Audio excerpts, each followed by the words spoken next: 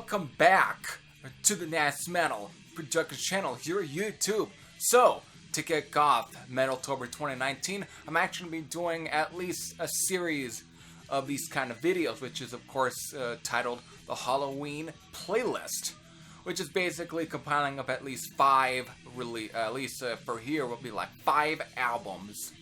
So, this of course is all themed around obscure metal. So, without further ado, let's definitely get right in. So I would say, of course, for these are actually CD, and there's at least one record, which is behind me right here. I'm just putting it over here.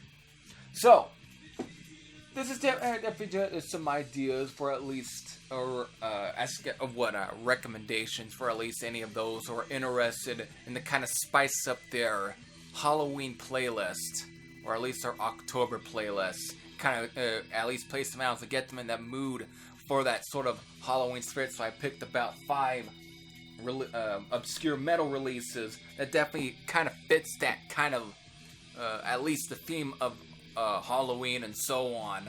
Of course, some of these stuff definitely has that, of course. So let me go with the first CD here. That, of course, is actually an EP. Originally, I threw in their second full-length album, but since I'm actually playing this in the background through my computer, I definitely have to, I decided to swap out the second half for this one, because this is definitely more of a fitting one. That, of course, is the Martial Law EP from Obsession. This would be a perfect release. Perfect obscure metal release to kind of use for some sort of Halloween playlist or so on, because it definitely has that kind of vibe. Does that sort of October vibe and so on. It would just be perfect, especially if you got songs like Hatred Unto Death, or The Execution, and of course the title track. All that sort of real, almost slightly horror feel to it. Almost feel like it definitely should be for some slasher film, which Obsession were featured in the third Sleepaway Camp film. One of their songs was actually used. Actually, 2 or 3 of their songs off the Methods of Madness sound was used, which again I originally had in here, but I swapped that out for this, their debut EP. So this is definitely a perfect one to definitely play for some sort of Halloween playlist, or at least have it within that sort of set. So the Martial Law EP from Obsession. Next up is this time there's this band, second full, and of course their whole name and so on, and of course they've had very many albums. And I actually just recently had made one of their albums part of my album of the week, because it just one of their albums had just reached its 30th anniversary. But it's their second album, and again, definitely I would say another album that was perfect. And I made this one also a album of the week. Actually, one of the earliest album of the weeks. Actually, this of course is Remnants of War from Hellstar, their second full-length album. Perfect album for some Halloween playlists. I know I've talked about this album many times. It's one of my favorite albums from this band. Absolute favorite. Just definitely more pushing it towards the thrash in some places, but it's definitely still got that sort of traditional metal, almost slightly speed power metal sound to it still. But when you got songs like either Conquest or Evil Reign, Destroyer, and Suicidal Nightmare, and Dark Queen, and of course Face the Wicked One and Angel of Death, it just has that kind of sound to it. Of course, the way it starts off with the almost slightly horror, almost keyboard sound or so. It's like synth, but just playing in some that definitely would fit a horror film. It's just got that feel to it. Of course, their name is Hellstar, and again, even the artwork has kind of got that feel to it. But Remnants of War from Hellstar is a perfect album for any sort of horror or Halloween playlist. At least when it comes to the obscure metal side, it would definitely be perfect for that. So, Remnants of War from Hellstar. Next up is the debut album and self-titled album from Nasty Savage. Perfect band for also a Halloween playlist for sure. Definitely on the sort of power thrash with this one. Still thrash.